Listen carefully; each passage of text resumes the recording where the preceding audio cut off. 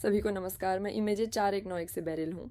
इमेजे एक अकादमिक साझेदारी वाला स्थान है। हमारे पहले प्रशिक्षण वीडियो में आप सभी का स्वागत है। इस वीडियो में हम आपके साथ मिलकर फर्स्ट और स्वयं सेवा के बारे में बात करेंगे। हम स्वयं सेवकों की भूमिकाओं के बारे में चर्चा करेंगे और मैं आपको बताऊंगी कि आप स्वयं सेवक कैसे बन सकते हैं। सबसे पहले आइए इसी से शुरू करते हैं। फर्स्ट, प्रतियोगिताओं में स्वयं सेवक क्या करते हैं और वे क्यों महत्वपूर्ण हैं। फर्स्ट प्रतियोगिताओं के इतने बड़े पैमाने पर आयोजन होने के पीछे की असली ताकत स्वयंसेवक ही हैं, क्योंकि स्वयंसेवक सुरक्षा से लेकर वे तकनीकी क्षेत्रों से लेकर प्रतिभागी टीमों के रोबोट्स की मदद करने से लेकर डीजे बनने तक, समारोह का संचालन करने से लेकर जज बनने तक वास्तव में कई अलग अलग भूमिकाएं निभाते हैं। हम इन भूमिकाओं और आप क्या कर सकते हैं इसके बारे में थोड़ी ही देर में और विस्तार से बात करेंगे। लेकिन अगर स्वयंसेवक न होते तो फर्स्ट कार्यक्रम इतने बड़े पैमाने पर और इतने मज़ेदार नहीं हो सकते थे। साथ ही टीमों के लिए इतने सुरक्षित स्थान भी नहीं होते। इसीलिए 4191 के रूप में हम एक बार फिर अपने सभी स्वयंसेवकों का बहुत धन्यवाद करते हैं। अब मैं आपके साथ मिलकर स्वयंसेवक भूमिकाओं के बारे में थोड़ी बात करूंगा। यहाँ बहुत कम स्वयंसेवक भूमिकाएं हैं, क्योंकि मैंने उनमें से कुछ को चुना है ताकि यह दिखाया जा सके कि वे लोग जिन्होंने पहले कभी शुरुआत नहीं की या कोई अनुभव नहीं है, वे किन भूमिकाओं के लिए आवेदन कर सकते हैं। लेकिन अगर आपके पास पहले से फर्स्ट का अनुभव है और आप थोड़ा और देखना चाहते हैं, तो आप firstinspires.org पर जाकर अन्य सभी स्वयंसेवक भूमिकाओं को भी देख सकते हैं। और उसके बाद मैं आपको थोड़ी देर में बताऊंगा कि डैशबोर्ड से वास्तव में आवेदन कैसे करना है। सबसे पहले चलिए रेफरी यानी हमारे निर्णायकों से शुरू करते हैं। निर्णायकों की असली भूमिका खेल को निष्पक्ष और सुरक्षित तरीके से संचालित करना है और यह सुनिश्चित करना है कि सभी मैच नियमों के अनुसार खेले जाएं। आप इसे सामान्य रेफरी सिस्टम की तरह सोच सकते हैं। इस भूमिका के लिए आवेदन करने के लिए आपकी उम्र 18 वर्ष या उससे अधिक होनी चाहिए। इसलिए अगर आप आवेदन करने का सोच रहे हैं तो मैं आपको सलाह दूंगा कि इस बात का ध्यान रखें। साथ ही रेफरी की भूमिका के लिए आवेदन करने के लिए आपको फर्स्ट डैशबोर्ड और फिक्रेत युक्सल फाउंडेशन द्वारा दी जाने वाली ट्रेनिंग में भाग लेना आवश्यक है, लेकिन इसके अलावा किसी अन्य अनुभव की आवश्यकता नहीं है। इसके अलावा हमारे पास कंट्रोल सिस्टम एडवाइजर नामक एक भूमिका भी है। यह भूमिका टीमों के कंट्रोल सिस्टम से संबंधित सवालों के जवाब देती है और साथ ही उनकी समस्याओं को हल करने में मदद करती है। यानी अगर आप थोड़ी और तकनीकी क्षेत्र में कोई भूमिका निभाना चाहते हैं तो आप कंट्रोल सिस्टम एडवाइजर की भूमिका के लिए आवेदन कर सकते हैं। इसके लिए भी पिछले प्रतियोगिता का अनुभव ज़रूरी नहीं है, लेकिन इसमें 18 साल से ऊपर होने की एक सीमा है। इसके अलावा आपको फर्स्ट डैशबोर्ड और फिक्रेत युक्सेल फाउंडेशन से मिलने वाली ट्रेनिंग भी पूरी करनी होगी। इसके बाद हमारा अगला रास्ता क्यूअर है। क्यूअर नामक भूमिका, जैसा कि नाम से भी समझा जा सकता है, उन लोगों के लिए है जो टीमों को समय पर मैच के मैदान में तैयार रहने में मदद करते हैं। इसके लिए कोई आयु सीमा नहीं है। हर उम्र के छात्र, लेकिन प्राथमिकता 15 साल से ऊपर वालों को दी जाती है, आवेदन कर सकते हैं। लेकिन फिर भी आपको फर्स्ट डैशबोर्ड पर आवश्यक ट्रेनिंग और साथ ही फाउंडेशन द्वारा दी जाने वाली ज़रूरी ट्रेनिंग पूरी करनी होगी।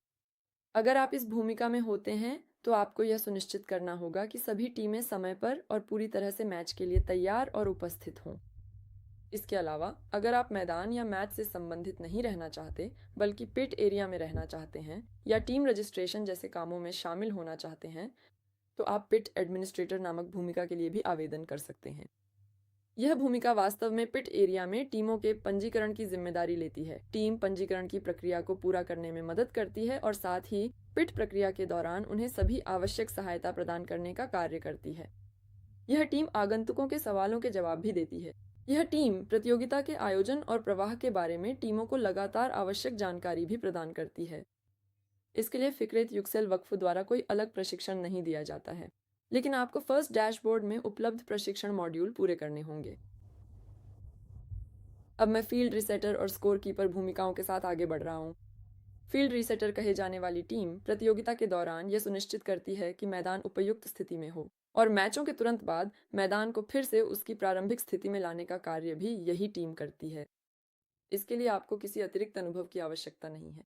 पहले किसी भी फर्स्ट प्रतियोगिता में भाग लिया हो यह ज़रूरी नहीं है, लेकिन आपको फिर से फर्स्ट डैशबोर्ड में उपलब्ध अनिवार्य प्रशिक्षण मॉड्यूल पूरे करने होंगे और साथ ही फिक्रेत युक्सेल वक्फ द्वारा दी जाने वाली प्रशिक्षणों में भी भाग लेना आवश्यक है। स्कोर कीपर की भूमिका आमतौर पर उन टीम को कहा जाता है जो मैचों में स्कोर दर्ज करती है, और यहाँ भी वास्तव में आप वहाँ के सभी स्कोरों को ट्रैक करने और उन्हें दर्ज करने के लिए जिम्मेदार हैं। इसी तरह इस भूमिका के लिए भी आपको डैशबोर्ड और फाउंडेशन द्वारा प्रदान किए जाने वाले प्रशिक्षणों में भाग लेना आवश्यक है। इसके अलावा अब हम अपने इंस्पेक्शन मैनेजर की भूमिका पर आते हैं। इंस्पेक्शन मैनेजर की भूमिका का मतलब है कि आप उस टीम का हिस्सा होंगे जो यह तय करती है कि रोबोट प्रतियोगिता के लिए उपयुक्त है या नहीं और वह मैच में भाग ले सकता है या नहीं। आप इंस्पेक्शन मैनेजर के रूप में लीड इंस्पेक्शन इंस्पेक्टर के साथ मिलकर रोबोटों की आप निरीक्षण के लिए आवश्यक दस्तावेज तैयार करते हैं और प्रतियोगिता के दौरान इन दस्तावेजों को सुरक्षित रखने की जिम्मेदारी भी आपकी होती है। इसीलिए यह भूमिका तकनीकी रूप से थोड़ी अधिक विशिष्ट मानी जा सकती है। इसके लिए प्रतियोगिता का अनुभव आवश्यक नहीं है, लेकिन फिर भी आपको डैशबोर्ड और फाउंडेशन द्वारा प्रदान किए जाने वाले सभी प्रशिक्षणों में भाग लेना जरूरी है। इसके अलावा प्रैक्टिस फील्ड अटेंडेंट के रूप में टीमों के अभ्यास के लिए प्रतियोगिता में एक और छोटा सा मैदान होता है।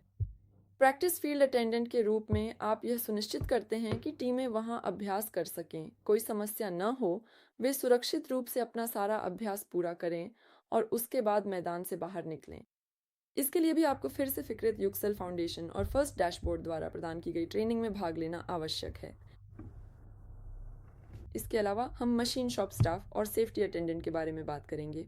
मशीन शॉप स्टाफ के लिए 18 वर्ष की आयु सीमा है और टूर्नामेंट के दौरान रोबोट्स पर होने वाली मरम्मत और संशोधनों का जिम्मा आपका होता है। इसके लिए आप टीमों को सहायता प्रदान करते हैं। आप पार्ट सपोर्ट या किसी अन्य प्रकार की सहायता, जैसे कि उनकी किसी भी अन्य प्रश्न का उत्तर भी देते हैं और साथ ही आप सभी टीमों के लिए एक सुरक्षित कार्य वातावरण भी सुनिश्चित करते हैं। इसके लिए भी आपको फर्स्ट डैशबोर्ड पर उपलब्ध ट्रेनिंग को पूरा करना आवश्यक है। अगर हम सेफ्टी अटेंडेंट की भूमिका की बात करें तो सेफ्टी अटेंडेंट ये सुनिश्चित करता है कि टीमें, स्वयंसेवक और सभी आगंतुक सुरक्षित रूप से क्षेत्र में मौजूद हों। और यहाँ आप सुरक्षा चश्मों का वितरण, फिर उनकी वापसी और उनकी जांच, इन सभी जिम्मेदारियों को संभालते हैं। इस भूमिका में आप अपने से अधिक अनुभवी एक सेफ्टी मैनेजर के अधीन काम करते हैं जो आपके साथ मिलकर कार्य करता है और आप सामान्य रूप से पूरे प्रक्रिया की सुरक्षा के साथ संचालित होने का सुनिश्चित करने के लिए काम करते हैं। इसके लिए भी आपको फर्स्ट डैशबोर्ड पर उपलब्ध ट्रेनिंग को पूरा करना आवश्यक है। लेकिन फिक्रेट युक्सेल फाउंडेशन के पास कोई अलग प्रशिक्षण कार्यक्रम नहीं है। इसके अलावा हम यहाँ आए थे। हमारी आखिरी 2 भूमिकाएं, एक और भूमिका है जो यहाँ शामिल नहीं है, इस पर बाद में विस्तार से बात करेंगे, संगीत समन्वयक। तो आप डीजे के रूप में काम कर सकते हैं। मुझे लगता है कि ये सबसे मज़ेदार भूमिकाओं में से एक है, क्योंकि मुझे संगीत से जुड़े रहना बहुत अच्छा लगता है। प्रतियोगिता के दौरान आप माहौल के अनुसार ऊर्जावान संगीत बजाकर वास्तव में सभी टीमों का उत्साह बढ़ाने और उन्हें खुश करने के लिए वहां होते हैं। यहाँ आपको पहले से आयोजित शो टीम प्रशिक्षण में भाग लेना आवश्यक है। इसके अलावा आपको किसी अन्य फाउंडेशन या डैशबोर्ड पर उपलब्ध किसी अन्य प्रशिक्षण में भाग लेने की आवश्यकता नहीं है। हमारे पास फील्ड असेंबली और डी असेंबली की भूमिकाएं भी हैं। मैंने यहाँ खुद को फील्ड असेंबली के रूप में लिखा है, लेकिन दोनों असल में एक ही तरह के हैं। कार्यक्रम से पहले और बाद में मैदान की स्थापना, उसके बाद इस स्थापना को हटाना और कार्यक्रम की तैयारी के दौरान एक टीम के साथ मिलकर सभी मैदानों और पिट क्षेत्रों की स्थापना का प्रबंधन करने वाली भूमिका को कहा जाता है। इसके लिए यदि आप फील्ड असेंबली की भूमिका के लिए आवेदन करते हैं तो आपको मैदान की योजना से संबंधित बैठकों में भाग लेना आवश्यक है जो कार्यक्रम से पहले होती हैं, और आपको पहले से दिए गए निर्देशों और फाइलों का अध्ययन करना भी ज़रूरी है। अंत में यहाँ एक और भूमिका है जिसका मैंने उल्लेख नहीं किया है, लेकिन मैं इसके बारे में बात करना चाहता हूँ। जैसा कि आप देख सकते हैं, यहाँ उन लोगों के लिए भी कई अलग अलग भूमिकाएं हैं जो अभी अभी शुरू कर रहे हैं और अपनी पहली प्रतियोगिता में भाग लेंगे। इसलिए मुझे लगता है कि असमंजस में रहना बिल्कुल स्वाभाविक है। मैं भी आमतौर पर बहुत असमंजस में रहता हूँ, किस भूमिका के लिए आवेदन करूँ, ऐसा सोचता हूँ। अगर आप भी ऐसी किसी दुविधा में हैं तो आपके लिए वास्तव में एक और भूमिका है। असाइन मी एज नीडेड नाम की एक भूमिका है। इस भूमिका में दरअसल उसी समय उस टीम या उस समूह को जिस भूमिका की ज़रूरत होती है आपको वहां लगाया जाता है। अगर फील्ड असेंबली की ज़रूरत है तो आपको फील्ड असेंबली के रूप में, अगर स्कोर कीपर की ज़रूरत है तो आपको स्कोर कीपर के रूप में ले लिया जाता है। और इस तरह आप जिस भूमिका की ज़रूरत है उसमें काम करके वास्तव में मुझे लगता है कि आप न केवल अधिक प्रभावी हो जाते हैं बल्कि साथ ही पूरे इस प्रक्रिया में ये आपको निर्णय लेने की प्रक्रिया से भी बचा लेता है, ऐसा कह सकता हूँ।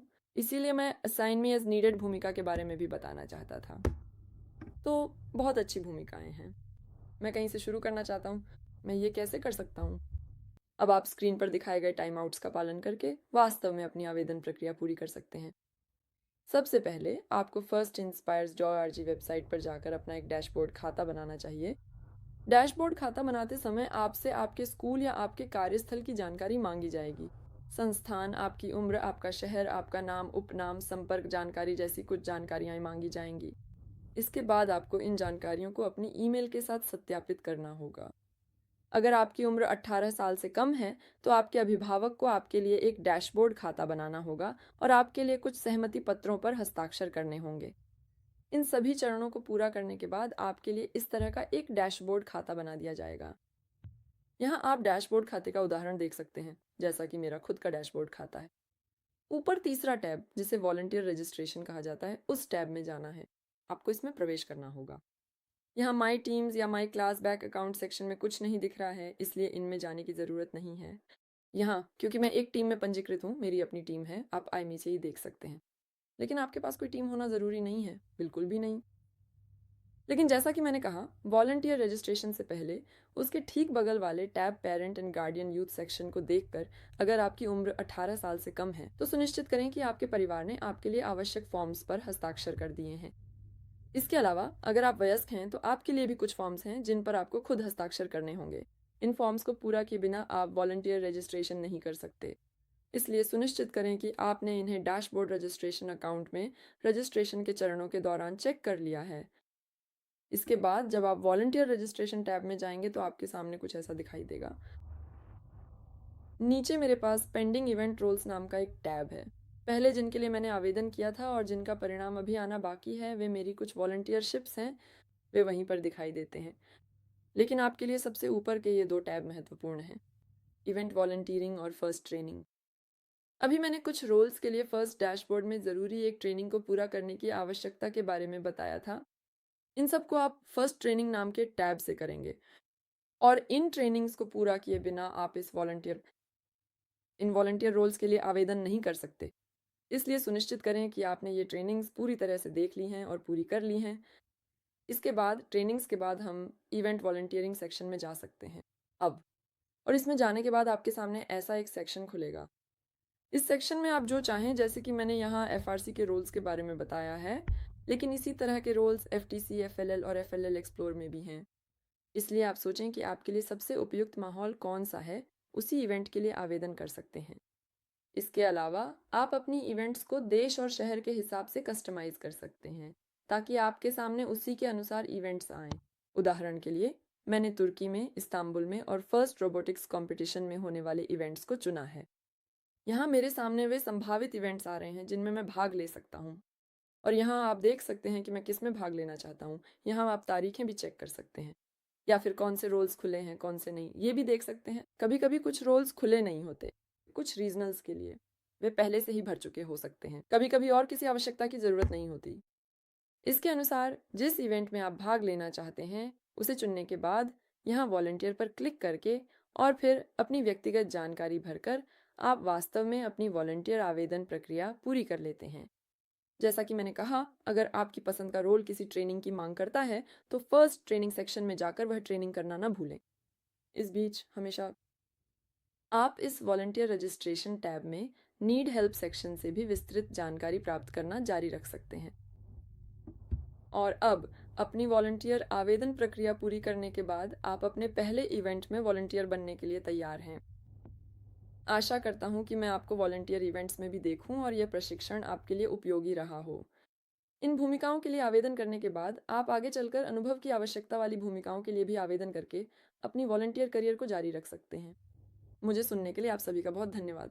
अगले प्रशिक्षण में किसी और साथी के साथ फिर मुलाकात होगी।